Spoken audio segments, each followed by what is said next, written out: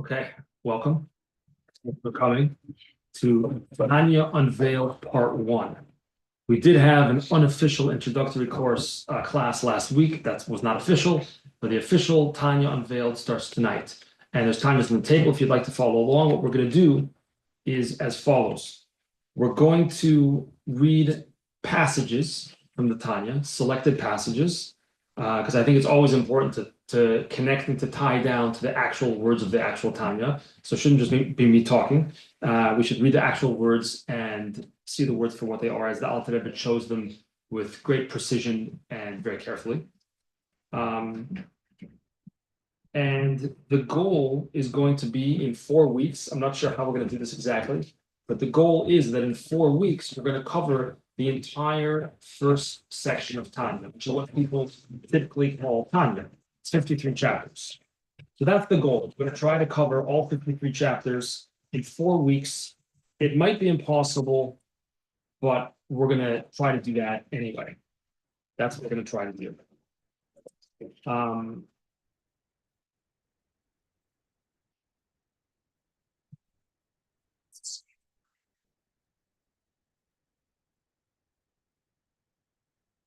So we're going to start. You can take a Tanya if you want, and you could follow along a little bit in chapter 1 on page 10. For those who caught the class last week, this is going to be a little bit of a review on that, but then we're going to go much deeper, God willing. And if everything goes according to plan, which it doesn't always, but if everything goes according to plan, tonight we're going to do chapters 1 through 14. I'm going to see if we can actually do that.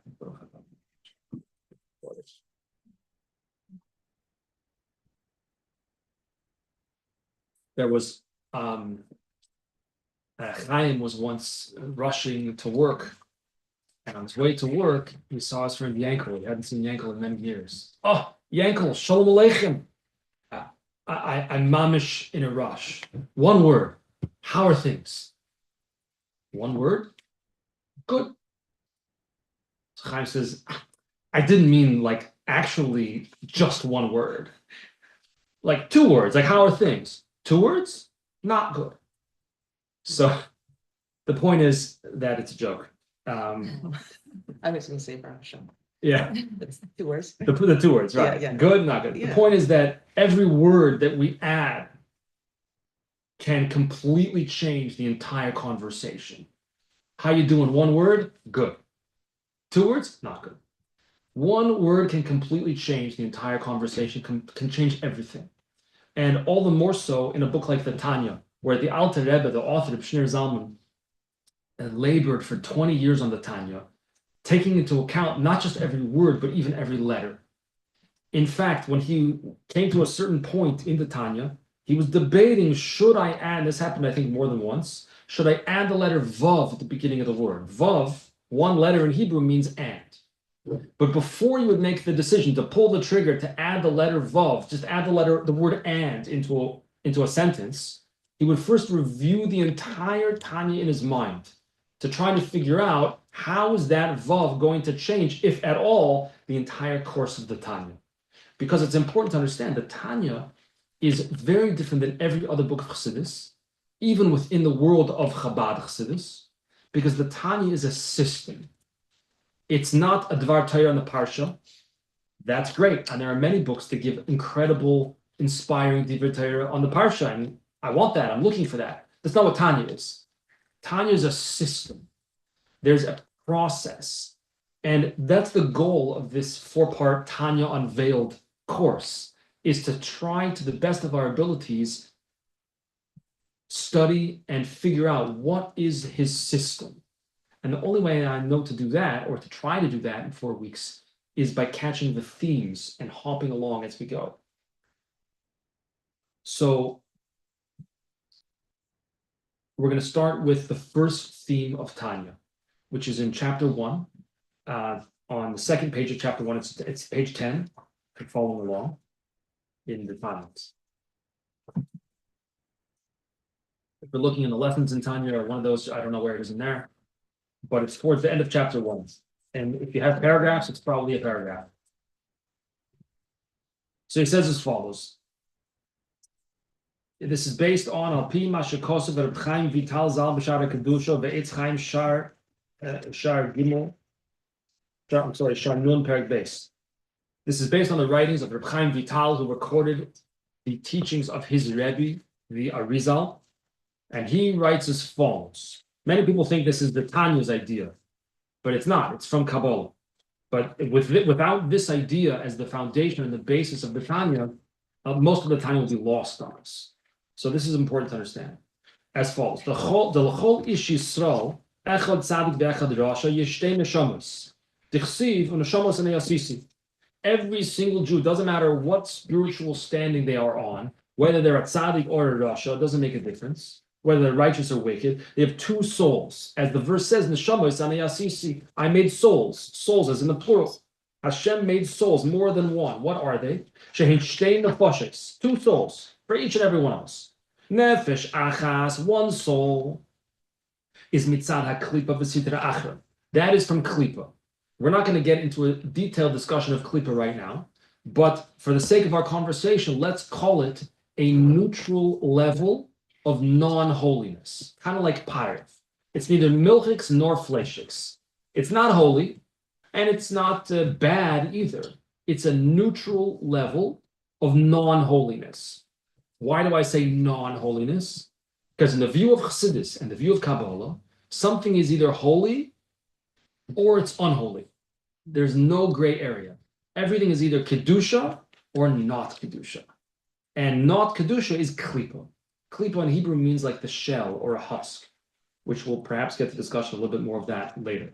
So this first soul, which he doesn't name here, but later we're going to name it the Nefesh HaBahamis, the animal soul, is derived from Klipa. What's Klipa? Is the shell. Or again, I would translate it, it's not a translation, but I would call it a neutral level of non-holiness. So this animal soul is derived from a neutral level of non-holiness. And it relates, he says, to the blood. And it is invested in the blood. It means it has the property of physical vitality. To make you live. It's what makes you alive. If you don't have an animal soul, then you're not alive. You cannot live without the animal soul. And from this animal soul are derived all a person's bad midos, all of their bad character traits. Okay, that's the animal soul. We were just introduced to soul number one. Soul number one is, we're going to call it the animal soul. If you prefer, you could call it the human soul. It's really what makes you a human. And it is not bad. It's not the same thing as the Yetzer Hara. It is animal. What is an animal? An animal is interested in self-preservation. Animal is selfish. An animal always thinks about itself. Is that wrong? It's not wrong. It's normal. Who else should you think about?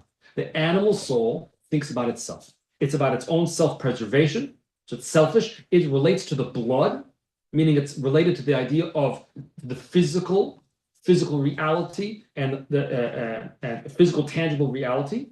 And the animal soul seeks pleasure, whether it's physical pleasure, or maybe if you have a very refined animal soul, it may even seek spiritual pleasure. It may enjoy a nigel, it may enjoy a beautiful song more than food. It depends. There's different types of animals. There's an ox. An ox is a powerful beast. And then there's a docile, a little shepsel, a little sheep. At the end of the day, they're all animals. They're all animals, but there's animals and then there's animals. And then there's lions. Lions are vicious and they attack. Different types of animals. But at the end of the day, they all seek pleasure. And usually, whatever is the easiest pleasure and whatever's the quickest, usually. And the animal soul relates to the natural. Okay, that's the animal. So we just met Mr. or Mrs. Animal Soul. It's okay so far? Okay, chapter 2. Perek Beis. V'nefesh hashenis b'Yisrael. The second soul.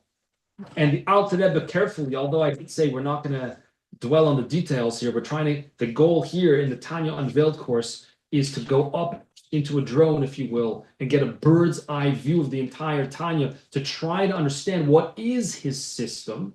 But I'll just point out, and so in other words, we're going to try to look at the forest rather than the trees. But just to point out one tree right now, the Nefesh Hashemis B'Yisrael, the second soul. He calls it that on purpose. It's the second soul because chronologically you get it second. You start at birth with an animal soul. And then your animal soul has 12 years for a woman, 13 for a man, of a head start. Because the second soul, which is the godly soul, only fully enters you when you become a bar or bas mitzvah. So either 12 or 13 year head start to the animal soul. So the nefesh hashenis b'Yisrael, the second soul, he chelek elokami mal mamash, is a literal piece of God above. Chelek eloka mimal mamash. It's a piece of God above. This godly soul is extra. You don't need it to be alive. You can be a wonderful, fantastic human being without a godly soul. What you need a godly soul for is to be Jewish. If you don't have a godly soul, you're not Jewish. Nothing wrong with that. Nothing wrong with that. If you do have a godly soul, then you're Jewish. It's an extra, it's a bonus, if so to speak. You don't need it to live. Now, the godly soul, in contrast to the animal soul, whereas the animal soul we said is selfish, so the godly soul is selfless, altruistic. It's the opposite.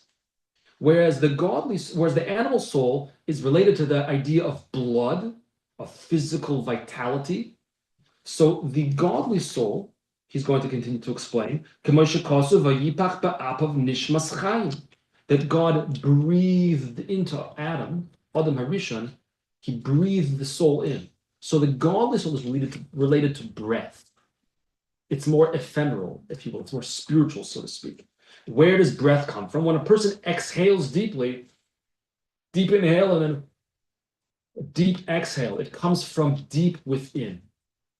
So whereas the animal soul is derived from blood, it's related to the physical vitality, of physical consciousness and awareness. The godly soul is related to the insides, is internal. And it's said, therefore, that the godly soul is from the pneumius, if you will, from the inner reaches of Hashem, and it's what makes a person Jewish. And so, therefore, whereas the animal soul seeks pleasure, the godly soul seeks godliness, kedusha. If you left it up to the godly soul alone, he'd forget to eat. Because why would you take a bunch of things that grew in the ground and stuff them in your mouth? And like, that's really weird. It looks strange. No offense. Have a grape. It's okay. It looks strange. What are you doing that for? It's a bizarre thing. The godly soul has no interest in such an activity. The godly soul just wants to pursue Hashem, to come close to Hashem and to connect to Hashem. Nothing else attracts him. Nothing else holds his interest other than Kedusha. So what does the godly soul want to do? He wants to open a siddur and pour out his heart. He wants to open a Gemara and learn our Gemara and a Rashi and a Taisvus. That's it. He wants to do a mitzvah, so he wants to put a coin in the coin. Where do you get a coin from if you're a godly soul? You don't have any coins. You need an animal soul to go to work, by the way, to make those coins, to give them to tzedakah. We're going to get to that later. So, and again, whereas the animal soul is primal, the godly soul is more transcendent. Okay, questions, comments? Animal soul, godly soul, yeah. Can I like go back to Klippa for a second? I think so. Okay. We're going to come back to chapter 6 also, but yeah, you can try now, and if we're going to come back to it, I'll just say we'll come back to it. I'm wondering if it's just a different understanding that I was taught, or if it is related to this, that it's understood sometimes as a blockage, or is that just a totally different idea? Well, it's a blockage of sorts, just like this shell, the klip, like in modern day, modern day Hebrew, a klipa is the shell, or the peel on an orange, for example. Liklof in Hebrew means to peel something. So does it block? Sure, it blocks. When you have an orange that has the peel on it, you can't see the orange. So, spiritually speaking, klipa is anything that blocks our capacity or blocks our vision of the fruit within, of So the that- sweet, juicy kedusha within. Seems a little bit more than just neutral. It seems a little bit negative. So we're going to get to that later. There's two types of klipa. We're going to get to that later. Okay. Then also I was wondering is it possible for the animal soul to enjoy like learning Torah for a intellectual enjoyment, or is the intellect inherently spiritual? That's an interesting question. Yeah, absolutely. The animal soul very well might enjoy learning Gemara because he's smart and he gets a geschmack out of the intellectual exercise. 100%. But then there's people that say that the intellect is kind of the seat of the neshama, so that might. Well, both the godly soul, as we're going to see soon, both the godly soul and the animal soul have intellect, which we'll get to soon, God willing. But as far as the klipa, just to mention that briefly, there are two types of klipa. We so far only spoke about what's called klipas noiga, which literally means a klipa that is shining, if you will. And that's why I called it a neutral level of non-holiness. Neutral being the key word. There's also another type of klipa called klipa temeya. It's impure. That's not neutral. That's impure. There's nothing you could do. Just keep your hands off it. Don't touch it. Don't get involved with it. A neutral level of non-holiness, what could you do if your car is in neutral? You could shift it into drive. Good. So anything that's klipas noiga, anything that relates to the neutral level of non-holiness, such as our animal soul, we could utilize it if we do it in the right way, which we're going to talk more about, God willing. Yeah.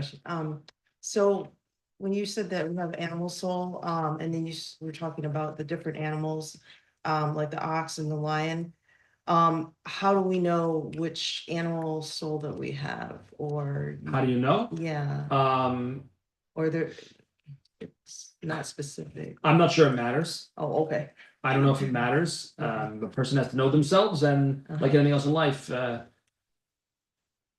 it's good to have a mentor, someone to advise a person, and so forth. But what kind exactly of nefesh abahamis do I have? Doesn't matter. The end of the day is a behemoth. The end of the day, is it this kind of behemoth, that kind of behemoth?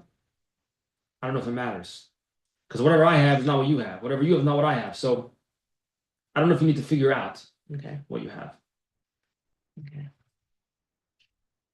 Okay. Animal soul, godly soul. Now, chapter 3. Let's talk now about the anatomy. This is not anatomy that you learned in high school. Let's talk about the anatomy of the soul.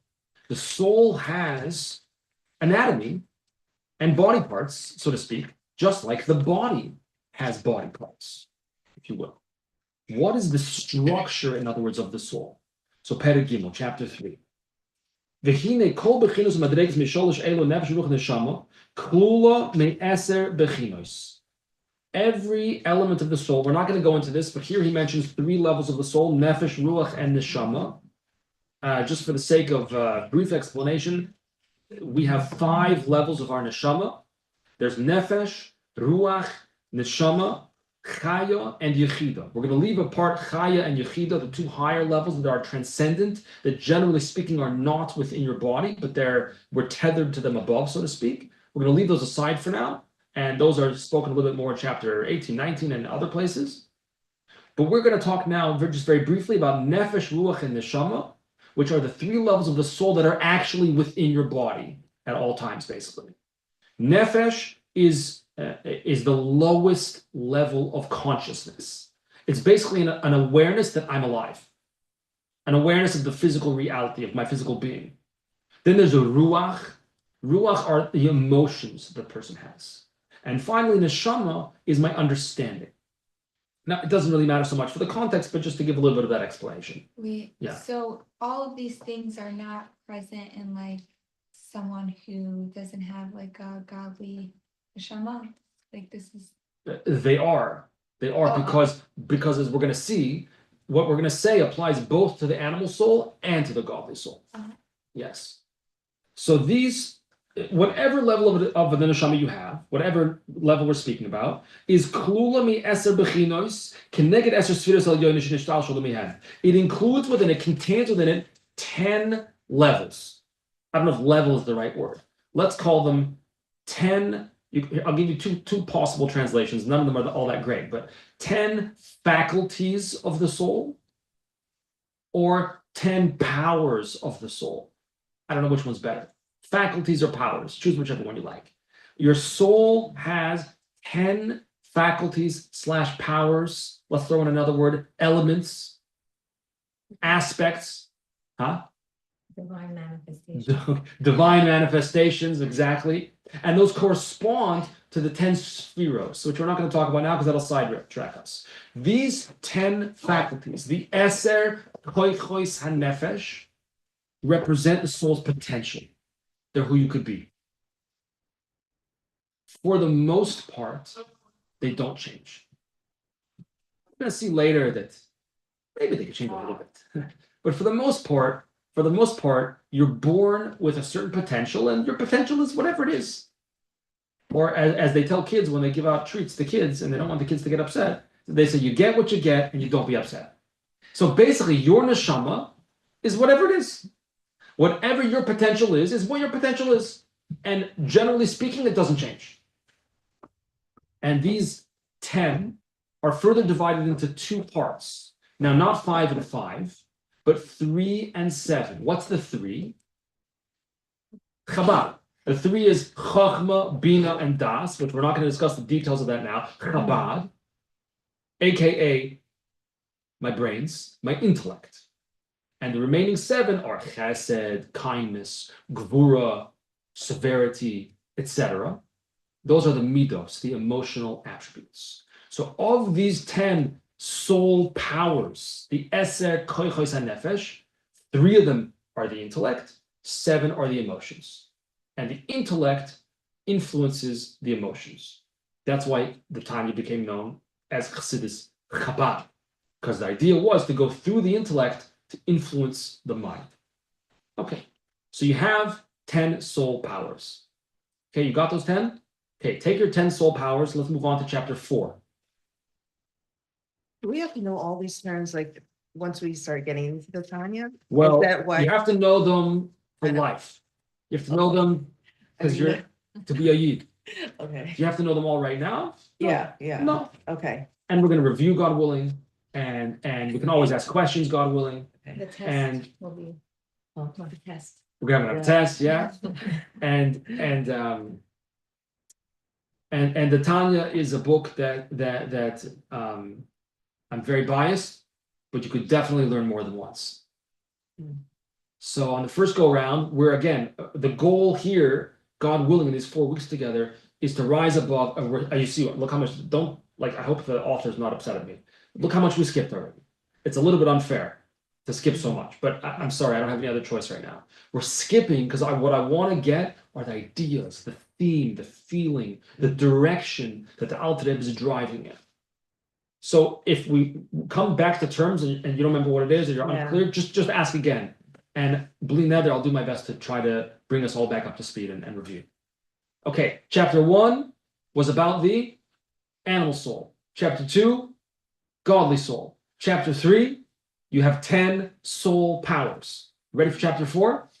Perek Dalet. Perek Dalet, at the beginning. V'oid yesh l'chol nefesh elokis shloish shel levushim. You have clothing. You have garments. What are the garments of your soul? Did you know? Did you know your soul has clothing? Shehem machshava, dibur, umaisa. Thought, speech, and action. So again, you have 2 souls. Each soul has 10 powers, which are the potential, if you will, of that soul. Now, each soul further has garments, has clothing. What is clothing? What does a garment do? It does a few things, right? One thing clothing does is it's a mode of expression. People wear certain clothes, they want to portray a certain picture of the kind of person they are, or which social group they're a part of. And even still, someone who dresses in torn blue jeans and a tank top, when they go to a wedding, will put on something more formal, because the clothing is an expression of the time and the place and expression of the person. So garments in spiritual terms give the neshama a forum for expression. They're how the neshama expresses itself. So how does the neshama express itself? 3 ways: thought, speech, action. Those are the garments of the soul. So again, chapter 3, we said that the soul has faculties or powers or manifestations. I think you said before, something like that. Whatever. It said divine manifestation. Divine manifestations. Okay, whatever. The Eser Koichos Hanefesh, the 10 powers of the soul, that those describe the inner spiritual character. They describe your inner spiritual character. They're internal, whereas the garments are external. The garments are about your behavior, whereas the koichos, the powers, the faculties, are about who you are. Who you are versus what you do. That's the real difference. Which is easier to change? What you do. What you do is easier to change. Much easier. So again, the faculties, the eser koichos, are the insides, they're your guts, if you will, and the garments are your outer behavior. And they are, this is important to remember, thought, speech, action. Questions or comments, or are we ready to skip again? Chapter 6. I apologize to chapter 5. Chapter 6.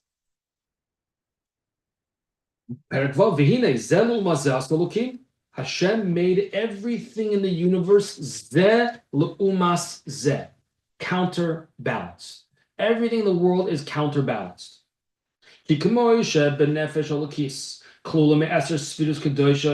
Just like the godly soul contains within it the 10 holy spheros, which are your 10 soul powers.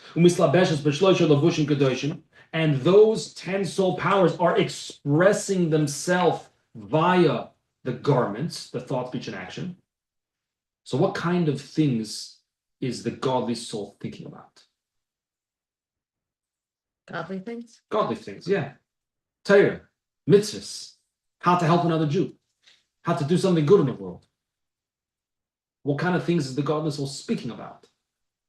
Godly things? Godly things. Torah, oh, you know what I heard in the parsha? Oh, or hey, I know someone maybe they could use a little bit of help. You want to maybe we could make a plan how to help so and so. That's what it speaks about only. And action, what kind of actions is the godly soul doing? Godly actions, mitzvahs, giving tzedakah and learning Torah, whatever it may be.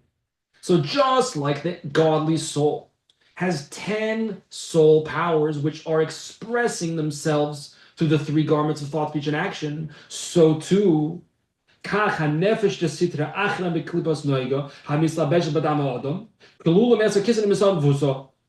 too, the animal soul also has 10 soul powers. They don't come from the 10 holy spheros. They come to the leumas zeh, the counterbalance of the, what he calls here, the 10 crowns of impurity. So it's the same exact 10 things. They're just from the side of tuma, impurity. It's the same 10 things. And the garments are also the same, thought, speech, and action. They're just thinking about non-holy things. Doesn't necessarily mean averas. It's not necessarily thinking about sins. It's just thinking about anything that's not kedusha, anything that's not holy.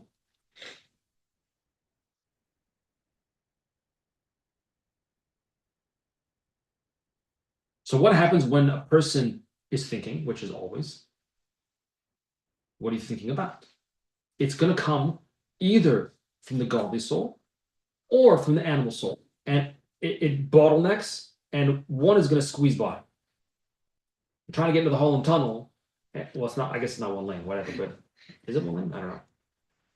You're trying to get in 2 cars at the same time, only one can go at a time. So both godly soul and animal soul are feeding and driving to express themselves. It's a natural to want to express oneself. So they're both trying to express themselves through your thought and your speech and your action. But guess what? How many things can you think at once? You can think one thing at a time.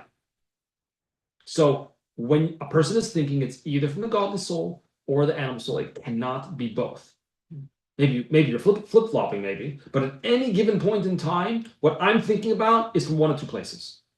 Same thing with deeper, with speech. How many things can you say at once? You can say one thing at a time. So whatever I'm saying at any given point in time is either from the godly soul or the animal soul. And same thing, action. How many things can I do at once? Despite some people say you could multitask. I don't think you can actually multitask. You could do one thing at a time. You can be in one place at a time. So what thing are you doing? It's either from the godly soul or it's from the animal soul. And again, if it's from the animal soul, that's not necessarily bad. It just means animalistic. Might be eating. Eating is from the animal soul. We'll get to later. Well, can we elevate that? We're going to talk about that later. So this is the issue. This is the issue of the whole Tanya is coming to address. Is what do? I have these two souls. I have a cognitive dissonance because I'm always pulled in opposite directions. And remember, the animal soul had a head start. She's been working out for years. Stronger as an animal, has got a power. The godly soul is just like, can we just learn some Gemara? It doesn't have the power, the force of the animal soul. So at any given point in time, I have to choose, am I going to yield and let my animal soul go first? Am I going to do that? It's up to me. It's not up to anybody else. So at any given point in time, we have this conflict. And the goal is going to be to control my behavior. That's really what the time is all about. I can. How can I control my behavior? But the goal ultimately is only allow your thought, speech, and action, which are your behavior, your outsides, because again, your insides, your 10 soul powers, they are what they are. You get what you get, and you don't be upset. You have whatever potential you have. So the issue comes down to not who I am, but how I behave. What do I think about? What do I speak about? And what do I do? And that's the whole time in a nutshell right there. The whole time is that. Take control of yourself. It's the whole time. Now, we need more chapters because, okay, that's easier said than done. It's not so easy always to take control of ourselves. But the Alter Rebbe says here, that's all you have to do. Just control yourself. Think about godly things, speak about godly things, and do godly things. That's it.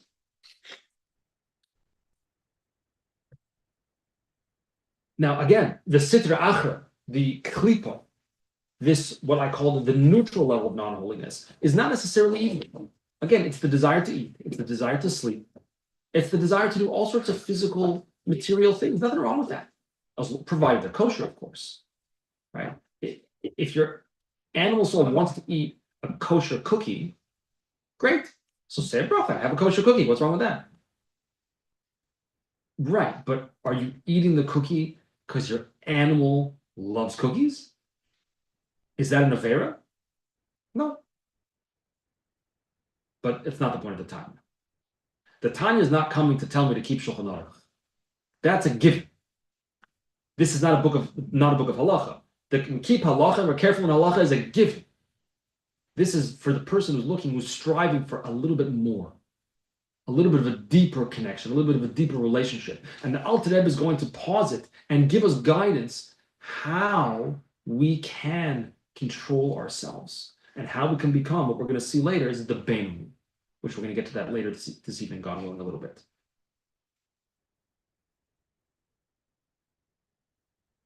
Yeah. I guess I'm a little stuck with that concept, but I guess I'll get used to it. Just that Which whole, I mean, you're explaining it a little bit more, just that, like, so let's say you see some clothing, and so I guess it would be your Nefesh Bahamas that wants to have something stylish and just more clothing or whatever it is, and then you can elevate that by then having it be tznius. Yes. But I guess I'm struggling with the fact that why would that inherently be kadosh? Like, you would, Clothing is a piece of fabric. There's nothing holy about fabric. but It just is. Just doing a fabric. mitzvah and you're like Okay, doing l'shem that's a shamayim different or- conversation. Yeah. But fabric is not holy. Fabric is fabric. There's nothing holy about it. There's also nothing evil about it. Right. It's just a piece of fabric. It's neither good nor bad. That's klipa. Anything that's not kedusha, anything that's not holy, is by definition the opposite of kedusha, which is klipa, which is non-holiness. Is that bad? No, it's not bad. The way we think of bad, evil, it's not evil. It's just not holy. Right. Now, if the person uses it for kedusha and elevates it, like you said, with modest dress or l'kavod Shabbos, etc., okay, that's a different conversation, which is part of the conversation we're going to have in the Tanya here. Now, that's provided, you asked before, that's provided that it's klipas noiga, this neutral level of non-holiness. But at the end of chapter 6, he mentions, by the way, there's another type of klipa, which we already touched on, the klipa tamea. It's completely impure, totally off limits, like pig meat. I don't care how good the shochet is, and he slaughters the pig, and I don't care how many blessings you recite. God forbid, nobody would do that, but it's still not kosher. There's nothing you can do. So really, what it comes down to, in many ways, is well, okay, we'll get to that later. But part of what we have to do, start with, okay, by the way, I meant to mention this earlier, I didn't, but really, the beginning of Tanya is, for the most part, like reading the instruction manual, kind of. It doesn't really tell you what to do or how to do it. It just tells you where all the parts of the car are. So you know which is the gas, which is the brake, where's the gear shift, how do you signal, how do you turn lanes, where do you put gas in the car, etc. So really the beginning of Tanya, at least the first 9 chapters, but really we might even say the first 25 chapters, are for the most part informational and not so much instructional. So we don't have so much instruction or guidance here, but we're trying to get down the parts, figure out all the moving parts. God, remember, chapter 1, animal soul. Chapter 2, godly soul. Chapter 3 is the soul powers. Chapter 4, the garments, the expression. We got to figure out where all the parts are so that then we can get to the part of the actual instruction. Okay, now that I have the information, what do I do with that?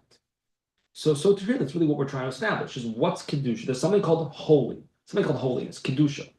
That there's something called not holiness. So clothing, a piece of fabric, is not holy. It's technically unholy because it's not holy. Right, but then you could go to the angle of like you're having a diversity of fruits because you're acknowledging that Hashem created this purely b'chesed and for our enjoyment. So then Sure. wouldn't that inherently make it like Well, important? what you would then do is take that would effectively do is take the neutral level of non-holiness and elevate it and lift it up to holiness, to kedusha. So when we take kosher food, which is not holy, nothing makes it holy. The grapes are not holy; they're grapes. And we recite a bracha. We eat it l'shem shamayim. We eat it to give us energy to study Torah, to do a mitzvah, to go to live our lives the way we need to live our lives, etc. We've now taken the inherent juiciness, so to speak, the inherent juice within the fruit, the inherent kedusha that's hiding there, that's covered by the klipa, and we are extracting it, spiritually speaking, and elevating it. So yes, then, in that manner, that neutral level of non-holiness actually shifts and becomes holy. But I want to say even a step before that, just even admiring and appreciating that Hashem created it purely for our enjoyment, even without having any benefit from it. Yeah, it's definitely possible. I don't know if it has to do with having benefit from it per se, but it's the desire. And a person, yes, what kind of animal do we have? I don't know. Whatever kind of animal a person has is what they have. But also, a person has to be sincere with themselves. When they have a desire to have another cookie, is it actually the covered Shabbos? Or it's because you just want to have another cookie? And it's nobody's business but your own. That's can be a hair-splitting question sometimes.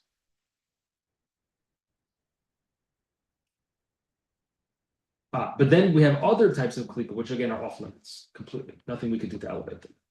Okay. Let's address your question a little bit more. If we go to chapter 7 on page 22,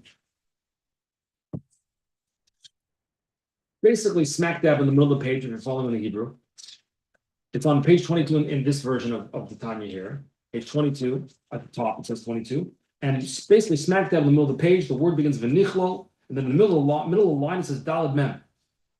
Derech moshel.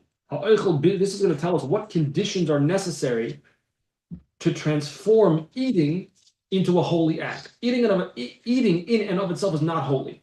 So what conditions need to take place in order to transform eating into a holy act? So he says like this.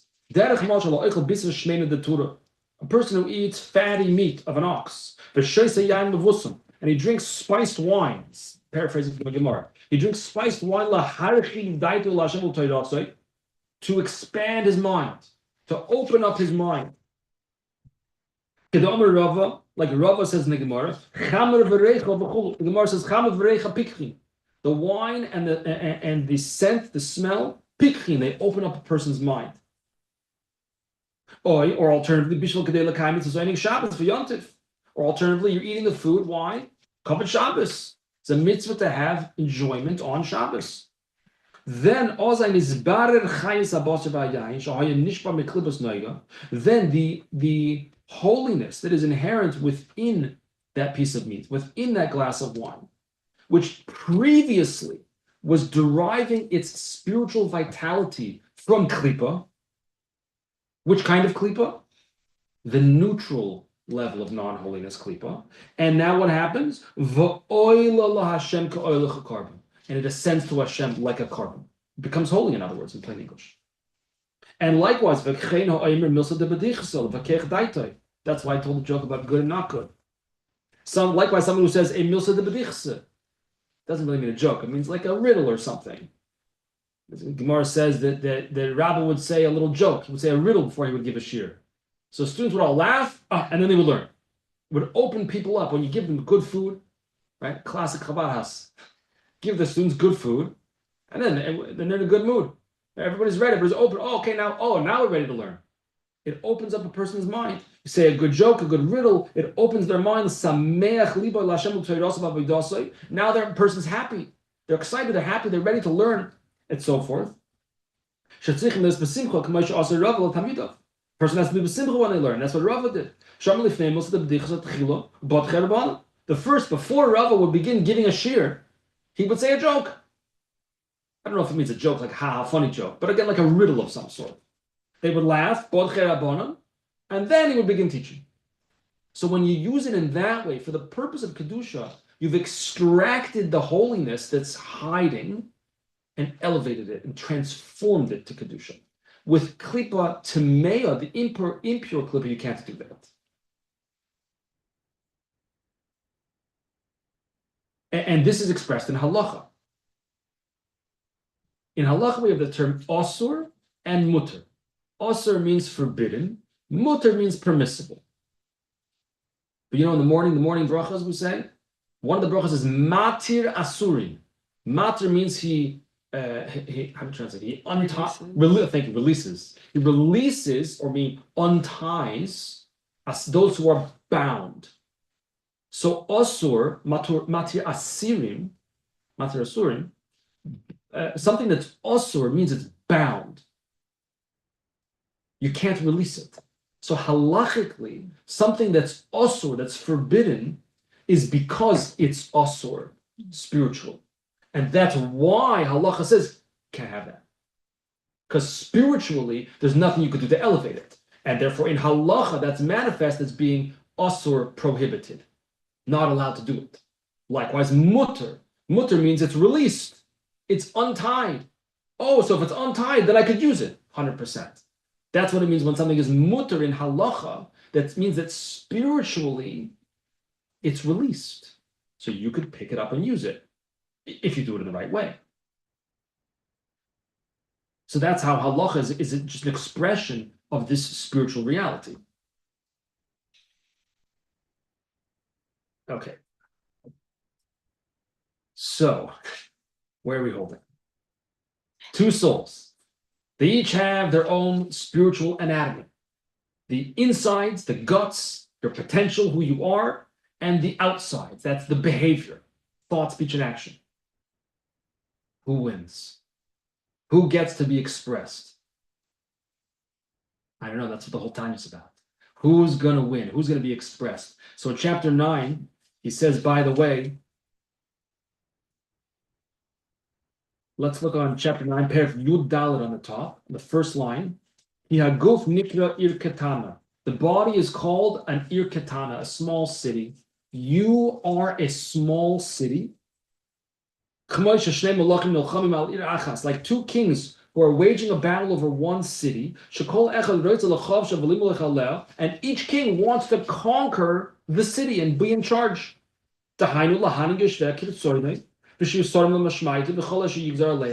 And each king wants to be completely in charge with no compromise. It's like, imagine if you tell Putin, just make a deal. Just compromise a little bit. It's been a long war already. Compromise? What are you talking about? I'm not going to compromise. I'm going to win. I'm going to take over the whole place. Okay, fine. But that's the milchama between the godly soul and the animal soul.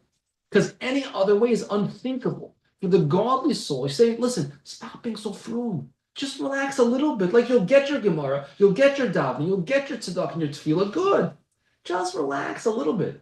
For the godly soul, it's unthinkable. It's death. It's worse than death. To give in to the animal soul is worse than death. Because it means a moment that he's not connected to Hashem. So for the godly soul, it's unthinkable to compromise. And the animal soul says, well, I don't want to go to the basement. I don't want to go shul. I want to eat dinner. No, but it's minion now. So what? It's minion now. I'm hungry. I want to eat. So each one wants to be in charge 100%. Nobody wants to compromise. Yeah. But you said that like the animal soul is not necessarily bad. So if you want to like buy clothes or, because you need clothes to wear or you need to eat. And then of course you're thinking of the animal soul at that point. I mean, I don't know if I'm explaining. At some points you're gonna have to go over to the animal soul, whether you want to or Yes. not, even though we're supposed to be in the holies. And that, yes, and you All make the an time. excellent point. Okay. Excellent point. And that's part of the challenge of the Tanya. And this is, we mentioned this last week, not everybody was there in the class last week, which was the unofficial introduction, is that this is not a discussion about Yetzer Hara and Yetzer Tov, evil inclination and the good inclination. This is a different discussion. This is a discussion between the animal and the godly. So a Yetzer Hara really just gives you problems. And he's going to continue to give problems his whole life. It's all he's going to do is make problems. The problems are called averos. That's all the Yetzer Hara wants to do, is get the person to sin, God forbid, in any way possible. So ideally, if I could just annihilate my Yetzer Hara, that would be great. But the animal soul, I cannot, I don't want to annihilate it. I need it. I need the animal soul to do all the mitzvahs that the godly soul wants to do. Who's going to give the tzedakah if you didn't go to work and earn the money? Who's going to wear the tzitzis if there's no body to put them on, if there's no wool to make the tzitzis out of? Every mitzvah, for the most part, involves some physical action, because the goal ultimately is to synthesize and to use the animal soul and the godly soul together. But that's a process of education, where we have to educate our animal soul. Because again, he's not a bad guy. He's very lovable, actually. He's not a bad guy. We just have to educate him or her that it's better for him to do mitzvahs. It's a process of education. It's a process of training, like with children, like with parenting. That there's an idea, a child is really, well, everybody is an animal, and people will test limits, right? No offense to anybody here. People will test limits, children will test limits, and you have to educate. What's the correct way to behave? What's the safe way to behave? Kid runs in the street. Adult doesn't do that. I mean, hopefully. Kid does it because, like, why not? I was running. Why should I stop? It's dangerous. That's why. You have to educate them. So similarly here, we need to educate our animal soul, but it's a process. And part of that process we're going to talk about in the 4 weeks, God willing. Week number 1 is almost over. I'm a little bit behind schedule where I was hoping, but should we go a little bit further? It's okay, or we should pause for the evening. We started 10 minutes late, so you could go another 5 Okay. minutes. Fine. So let's at least say as follows. Chapter 9, you are a small city, and each king is trying to conquer you and to be 100% in control. Animal soul, godly soul, they want to be in your thoughts, in your speech, and in your action. It's a milchama, it's a war, it's a battle. For your whole life. Not because you're a bad person, because you're a normal person. Now, let's at least say like this. When you have this battle, there are 3 possible outcomes from this battle. Chapter 10 and 11, and then 12, 13, 14. Chapter 10, Tzaddik. Chapter 11, Russia. Chapter 12, 13, 14, the Benoni, who the time is written for. Let's try to give a brief overview of that, and then God willing, next week, we'll go back again to Tzaddik, Russia, and Benoni more in depth to try to flesh it out a little bit more. So, possibility number 1 is that a person is a tzaddik. What is a tzaddik? And this is a little bit of a bomb to drop. But a tzaddik, in the view of the Tanya, never does an avera ever. Not even in his thought, doesn't even think about doing averas, not in his speech, and for sure not in actions. This is not the typical view in the Jewish world. This is the view of the Tanya. So if you find it hard to believe, a lot of people find it hard to believe. For now, I would ask you to suspend your disbelief just for now, to go with it, and we'll come back next week and, God willing, dig into it more and discuss it more, God willing. The tzaddik, a righteous person, and he actually really says there's actually 2 types of tzaddikim, really, but we're not going to get into that now, is, for lack of a better word, perfect. He's perfect internally, and he's perfect externally in terms of his behavior. She. The tzaddik has no desire to sin, doesn't enter the mind to sin ever. You could put the most juiciest sin in front of the tzaddik, and it's just not, it holds no allure. It's not intriguing, no interest at all. Okay. 0 interest. Only mitzvahs, only kedusha. The tzaddik is effectively, has only a godly soul for practical purposes. Doesn't really have an animal soul. The animal soul is either dormant, like a hibernating bear, or has been transformed and been usurped, has been usurped and transformed into another godly soul. So the tzaddik, in the view of the Tanya, is perfect in all ways, basically, and never sins, not in thought, speech, or action. Yes? So when it says Noach was a tzaddik, it means he never, like we know he did. It was a famous machlekes on this. Rashi brings the famous machlekes. So okay, hold the thought for a second. I was planning to get into this tonight, but it's already late, so we may have to push it to next week. But 1 second. Option number 1 of the result of this battle, if you will, is that there's no battle. The tzaddik has no struggle. He doesn't struggle with his animal soul. He struggles in other ways. There's other issues that tzaddik has. Fine. Option number 2, person becomes a Russia. Russia means evil, bad person. But that's harsh. A Russia basically just means, that's chapter 11, basically just means that that he's anybody whose animal soul is able to gain control in thought or speech or action, even sometimes. That sounds like all of us, or at least myself. Meaning, the flip side is that even a Russia controls themselves sometimes, but just sometimes they don't. And sometimes the Russia allows their animal soul to gain expression in either thought or speech or action, or maybe all 3. So yes, in the view of the Tanya, I hate to break the news, that even if a person thinks about doing the wrong thing, they're not a tzaddik for sure, but they're a Russia. A Russia, by the way, could be very lovable, great people. just a Russian. So our goal is to be the Benoni. Oh, so comes chapter 12, 13, and 14, No. and says, leave all that behind. A tzaddik, generally speaking, is from birth. There's always exceptions. There's always exceptions. But generally speaking, a tzaddik is a tzaddik, and it's not because they did anything to reach that level, for the most part. Like it says, when Moshe Rabbeinu was born, the house filled with light. And here's a different, dealing with a different type of person. Categorically different. The house filled with light. So, who could we be? We could be the Benoni. The Benoni is the possible man or the possible woman. A Benoni is like this. A Benoni never sins in thought, speech, or action, just like a tzaddik.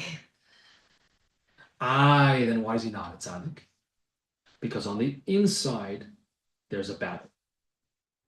It's just that. The Benoni never allows the animal soul to gain control of either thought or speech or action, certainly not all three of them. So, in other words, if you had two people, one was a tzaddik and one was a Benoni, could you tell the difference between them? Observe them for 24 hours. Could you tell the difference between them? Yeah. No? Yes. No. Oh no. Oh, nice. So you switched. Why? Why'd you switch? Why'd you switch? Because I wasn't thinking.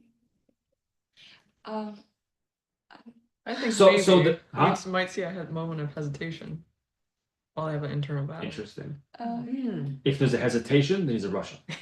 No, because I wasn't thinking feelings and thoughts. That's Oh, why I good. switched. So in terms of the inside, let's put you have tzaddik in Russia.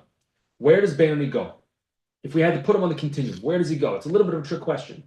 Where tzaddik is here, he's perfect in his guts, perfect in his action. You have a Russia, his guts are definitely tumultuous, and his actions are not always so great. Where does the Benoni fit on this continuum? Again, it's a trick question. So it's Near the Russia. Yeah. No, I he would fits say at the too. Sadik on the far So right. some people say if it's closer to the Russia, not all the way to the Russia, but not closer. Others say no, if it's closer to the tzaddik. externally the Oh. tzaddik and internally the Russia. Exactly. Mm. So if we're measuring the Benoni in terms of his externals, his behavior, what's the behavior? The garments, thought, speech, and action. He's right there with the tzaddik. Mhm. He's basically indistinguishable from a tzaddik. If you would observe a tzaddik and a Benoni for 24 hours, I don't think you could tell the difference between them. They are both perfect on the outside. Their behavior, even his thoughts, which you can't see, that's not technically, you can't see it, it's still considered outside because it's a garment. Remember, even thought is a garment. A garment is external. Whereas if we talk in terms of the insides, the guts, the eser koichos hanefesh, if we talk in terms of the guts, so to speak, of the Benoni, he has a struggle.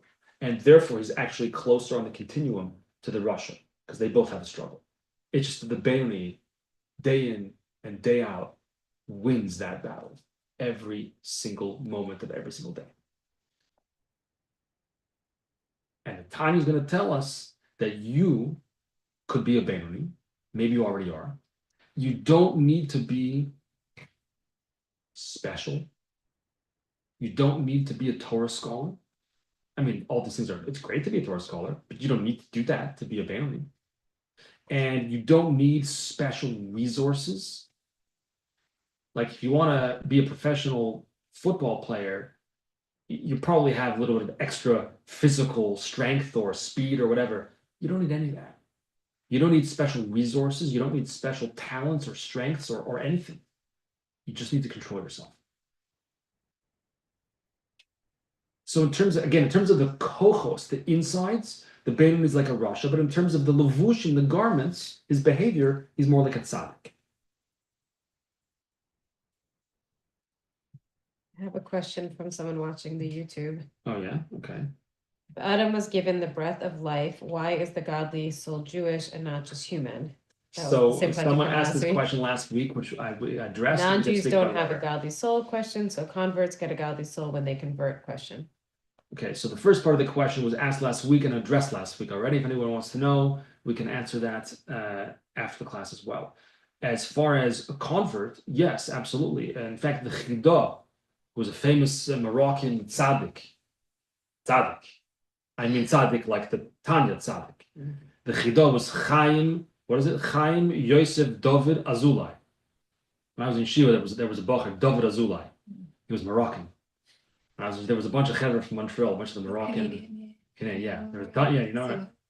So the Chida writes that the Torah, when it refers to a convert, we'll just mention because it's an interesting point. When the Torah refers to a convert, it doesn't call them a convert. It calls them a ger shenisgayer, a convert who converted. Yeah, newsflash. Of course, a convert converted. That's what converts do. They converted. So it should have said a Gentile who converted. That would be more accurate. So the Chida wonders, why does the Torah call it a ger shenisgayer, a convert who converted? Because they were already in some way, they had, not that they had a Jewish soul, but they had a spark, whatever that means exactly, a spark of Jewishness, a spark of a Jewish soul in them already. And the process of conversion was a way to reveal and bring out that spark and fan the flame, so to speak. What did I want to say? Oh, back to the Benoni for a minute, which we should really wrap up. A Benoni is really a state of being. There is a certain fluidity. I mean, you could think about it like this. Imagine, I give this example typically because whatever. Imagine that you're walking to shul on Shabbos, and it's a 3-mile walk. Not so close. Not so far either, but not so close. And it's pouring rain. But like, not a summer rain, like a freezing winter rain. Like it's 33 degrees. So it's just above freezing, and it's freezing cold rain, and you forgot your rain jacket. It's freezing. And someone pulls up and says, "Hey, you going to shul?" Pulls up in their car. "You going to shul? Hop in. I'll give you a ride. I'm going there also. You going to the Chabad down the street? I'm going there also." I shouldn't have said Chabad. Whatever. Any shul, wherever they're going. You want to ride? Do you even hesitate? Well, no. I would never. You don't even hesitate. That's a bait. Immediately. Nope. You don't feel bad about it. You're still cold. You're still soaking wet. Isn't that a tzaddik? That's a good question. But he had to be a tzaddik already. Like this is. Well, the Benoni again is really in terms of the behavior. Is The just behavior, like but a you said you don't hesitate. I think that's like your tzaddik moment. Okay, maybe you're right. Maybe it's a tzaddik moment, I would call it a tzaddik moment. or maybe it's a Benoni moment, because the Benoni really doesn't hesitate either. The Benoni is always doing what's right. But the Benoni has the internal struggle. There's a struggle that never is manifest, that never comes out, never is expressed. Maybe you're right. That It's maybe not it is a tzaddik. expressed, but it's there. And when the guy offers you a ride, there's no struggle. You're like, no. Okay, maybe you're right. Maybe you're right. I agree. Thank you. It's like I you never- I actually could, agree, but yes. you know that you're cold and you kind of wish, but like you don't wish because you love keeping Shabbos, but it's like this Right. but if circumstances were different, you would have. So as soon as the debate enters the person's mind, then they're not a That's Benoni. the Benoni. No, the But debate. it's not really a debate. It's like because it's not a question, but it's just like, would I have liked to in an alternate universe take a ride? Yeah, but Okay. I'm never going to because I don't want to. But Like I would never eat that. It does look really good. I just would never eat it because like you would think it's. Okay. Could be we need to revisit my analogy and have a better one. I thought that analogy was to understand like the moment of like that you could have a tzaddik moment. Maybe you're right. Maybe we need a new motion. Unless the tzaddik was, I think what I've said before, like was always a tzaddik. It was born a tzaddik. So Usually, that wouldn't. But I think we Cancel out. can be a Benoni all day, every day if we want to. We Yes. can work at it. We Yes. can't be on the level of like, I'm not gonna ride on Shabbos with every single challenge that comes in my life. I think that Tanya is telling us that we could. All we have to do is just take control, which is easier said than done. But that's all you have to do. But I thought like the idea of Tanya is like you can relax for a sense because it's like you don't have to pretend you're something that you're not. Like we can be real with ourselves that it's a struggle. Yeah. So that's the Benoni is like genuine, that it's a struggle, but they do everything perfectly, but it's a genuine I guess process. the question is that what does it mean when we say the Benoni struggles, which we didn't really talk about? What is that struggle? What does it look like? We didn't really talk about Right, that we didn't tonight. talk about that. It might have to do with that, but either way, maybe you're right. Maybe it's a tzaddik moment, not a Benoni moment. But either way, the Benoni is not to be a Benoni. You don't need to be special, so to speak. It's a state of being. You don't need to change who you are. You be the same person you are. Again, the tzaddik, to become a tzaddik, you'd have to change your internal workings. You have to become a different person. To be a Benoni, you don't need to change who you are. You just need to enter a state of being where you're committed to mastering your impulses, to mastering your desires, to mastering what you want and the direction you go. Ultimately, in plain English, take control of yourself. In plain English, which is possible. There's no doubt that each and every one of us here or listening on YouTube can take control of ourselves. Whether you do or not, it's a separate issue. Are you able to control yourself? I sure hope so. Because if you can't control yourself, then who's controlling you? Or maybe a person, God forbid, has a mental illness, God forbid.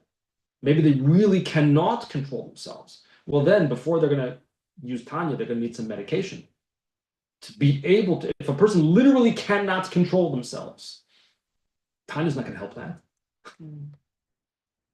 But a person, given that everything is normal and all systems go and they're otherwise healthy, don't have to be perfect, but you're able to control yourself.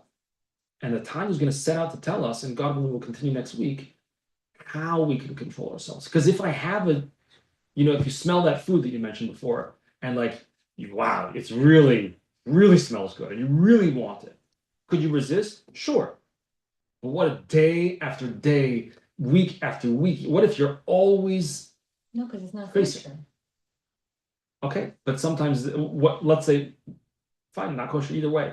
But how long? But the point is that to let's say the desire is very, very strong. So to resist is possible, but for how long?